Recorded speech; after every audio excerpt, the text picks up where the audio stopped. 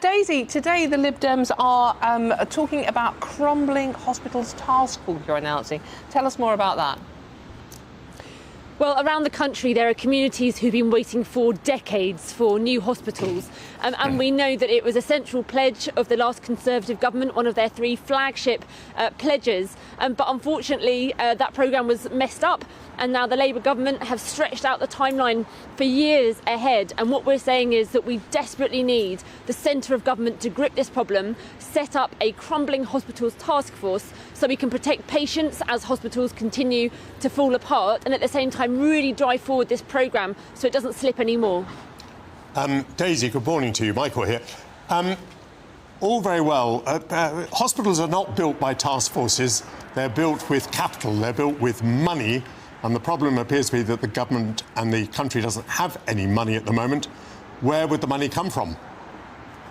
Well, the schedule that the government has set out will be rebuilding these hospitals between now and 2040. Clearly, the way to make that happen faster and to find the money is to get growth into the economy. And that's a major problem at the moment. The government is absolutely right to say that growth is its #1 priority, but the government's measures simply don't stack up.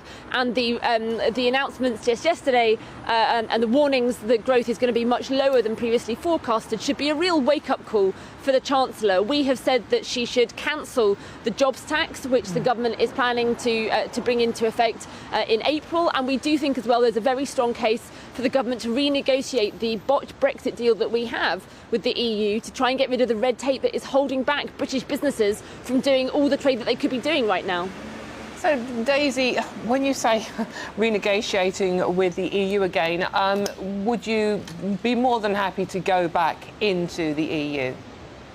So that isn't on the table, right? As a Liberal Democrat, I do think that there's a place for the UK at the heart of Europe, but that isn't an option that's on the table. What is on the table is the opportunity to renegotiate those trading rules, to get rid of the red tape and the reams of paperwork that small British businesses have to complete if they want to trade with our closest and biggest trading neighbour. It is absolutely crackers that small independent businesses around the UK, entrepreneurs wanting to set up their first company, have to fill in reams of paperwork, spend absolutely hours doing it, or paying a third party to fill in the forms simply to sell their products to neighbours that are only a few hundred miles away in some cases. So by getting rid of that red tape and the paperwork, it really could be a real boost to Britain, a boost to our economy, and it could really unleash the growth that can come from our small British businesses.